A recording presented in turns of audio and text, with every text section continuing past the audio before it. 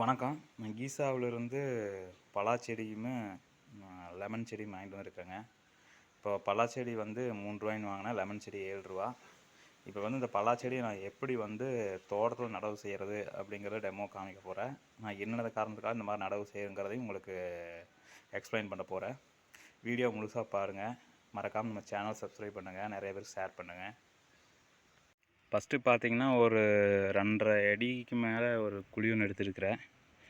நல்லா ஆழமாக நல்லா ஒரு 2.5 அடி அப்படிங்கிற அளவுக்கு ஃபஸ்ட்டு வந்து நல்லா குழி எடுத்துக்கோணும். குழி எடுத்ததுக்கப்புறம் இந்த மாதிரி ஒரு தேங்காய் மட்டையோடு இருக்கிற தொட்டியை எடுத்து வச்சுக்கோணும். இது எதுக்காக இப்படி வைக்கிறோம் அப்படின்னா, தொட்டி வந்து மலாக்க வைக்கணும்.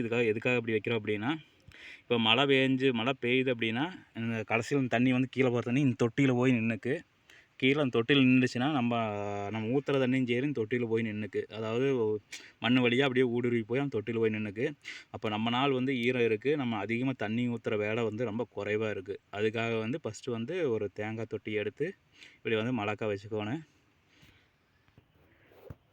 அதுக்கப்புறம் நல்லா அந்த தொட்டி நல்லா மூடுற அளவுக்கு வந்து நல்லா மக்கிய தொழு உரம் போடணும். அந்த தொட்டியெல்லாம் லைட்டாக மூடி இருக்கிற மாதிரி நல்லா மக்கிய தொழு உரத்தை போட்டுட்டு அதுக்கு மேலே வந்து இப்போ லைட்டாக மண்ணை போடணும். இப்போ வந்து அதுக்கு மேலே லைட்டாக மண்ணை போட்டிருக்குது. மண்ணை போட்டதுக்கப்புறம் கரெக்டாக அந்த சென்டரில் தான் நம்ம செடியை வைக்கணும். இப்போ இருங்க காமிக்கிறேன். இப்போ பார்த்தீங்கன்னா நம்ம அந்த மலக்க வச்ச தொட்டிக்கு நேர் மேலே வந்து செடியும் அந்த செடியை சுற்றியும் திரும்பவும் ஒரு மட்டையை அடிக்கிருக்கிறேன். நீ இந்த செடியை வச்சு இப்போ இதுக்கு மேலே மண் போடணும். ஒரு குச்சி ஒன்று நெட்டிக்கணும். செடியை நேராக கட்டி விடுறதுக்காண்டி ஒரு குச்சியும் இந்த இடத்துல வந்து நெட்டிட்டு மண்ணை போட்டு மூடுறது நல்லது. அடுத்து நான் குச்சியை வச்சுட்டு இதுக்கு மேலே மண்ணை போட போகிறேன்.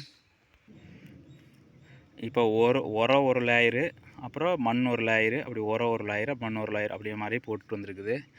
இப்போ இந்தளவுக்கு வந்து ஒரு குச்சியை நெட்டி இப்போ இந்தளவுக்கு வந்து போட்டாச்சு. இந்த செடி கரெக்டாக குழிக்கு மேலே இருக்குது. அப்புறம் இதுக்கப்புறம் வந்து என்ன பண்ணுவானுங்க, இதுக்கப்புறம் கடைசியாக மண் ஒரு லேயர் போட்டுட்டு இப்போ கடைசியாக மண் ஒரு லேயர் போட்டுக்கிறேன். இதுக்கு மேலே வந்து நம்ம வந்து இது மண் சரியாமல் இருக்கிறதுக்காக இதுக்கு மேலே தேங்காய் புடைகள்லாம் இருக்குது. இந்த எலி உரைச்ச தேங்காய், வேஸ்ட்டான தேங்காய் புடைகள்லாம் இருக்குது. இப்போ அதை அடுக்க போகிறேன். இந்த மாதிரி இப்போ தேங்காய் புடைகளை ஒவ்வொன்றா இப்படி வந்து வச்சுட்டு இருக்கிறேன்.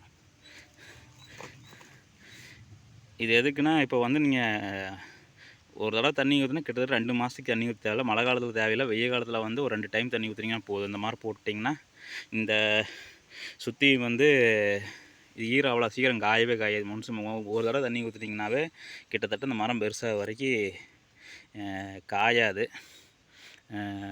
நல்லா வறட்சியை தாங்கி வளரும். நம்ம இங்கே உப்பு தண்ணிங்கிறதுனால நம்ம நல்ல தண்ணி கொண்டாந்து தான் ஊற்றணும். இதனால் என்ன ஆகும்னா சீக்கிரம் இடம் காயாது, செடி வரலாது, சீக்கிரம் மரமும் நல்லா ஹெல்த்தியாக சீக்கிரம் மரம் பெருசாகு. நான் இதோட கண்டினியூவாக வந்து நான் வீடியோ போட்டிருப்பேன். இதுக்கு ஒன்று தண்ணி ஊற்றினா இதோட முடிஞ்சு. ஒன்றை வந்து மேலே அடுக்கி மேலே வந்து ஒன்று ஓலைகளை போடுவேன், தென்னை ஓலைகளை போடுவேன். அதை நான் காமிக்கிறேன், ஃபைனலாக இப்போ காமிக்கிறேன். இப்போது அந்த தேங்காய் புரோடைகளை இதுகளை வச்சு ஃபுல்லாக வந்து குழி ஃபுல்லாக மூடியாச்சு. இதுக்கு மேலே மண்ணில் எதுவும் போடுறது கிடையாது. இது எதுக்காகனா இந்த சைடில் இருக்கிற இந்த சைடு இப்போ காலில் காமிக்கிறப்பாங்க, இந்த சைடில் இருக்கிற மண் இப்படி உள்ளே சரிஞ்சு விழுகாமக்கிறதுக்காக. அது மட்டும் இல்லாமல் ஈரம் வந்து ரொம்ப நாளைக்கு இருக்குது, காயவே காயாது. ஒரு தடவை தண்ணி ஊற்றுனீங்கன்னா போதும். 2 மாதத்துக்கு ஒருக்க தண்ணி ஊற்றினா போதும். செடி வச்சு ஒரு தடவை, அப்புறம் ஒரு 10-15, அப்புறம் மழை பெய்யி வெய்ய காலங்களில் ஒரு 2 டைம் 2 மாதத்துக்கு ஒருக்கா ஒரு தண்ணி ஊற்றினா போதும். இதுக்கப்புறம் நீ ஓலைகளை வச்சு மூடிடுவேன். ஃபைனலாக இவ்வளோ தாங்க. இது ஓலையை வச்சு மூடியாச்சு. நீ அவ்வளோ சீக்கிரம் காயாது. தண்ணி ஊற்றிட்டோம்னா கரெக்டாக தண்ணி வந்து கரெக்டாக இந்த ஹோல்ஸ் இந்த இடத்துல ஊற்றுவோம். பயப்பட தேவையில்லை. செடி வேறு வரைக்கும் போகாது. ஏன்னா மட்டைக்குள்ளே போகிறதுனால எல்லா பக்கமும் பரவி தண்ணி போயிடும். கரெக்டாக இந்த இடத்துல தான் ஊற்றணும். ஊற்றிட்டாவே போதும். எல்லா பக்கமும் பரவிக்கு தண்ணி மிச்சமாகும், வேலை மிச்சமாகும். தண்ணி ஊற்றுற வேலை மிச்சமாகும். நன்றி, வணக்கம். மறக்காமல் சேனல் சப்ஸ்கிரைப் பண்ணுங்கள்.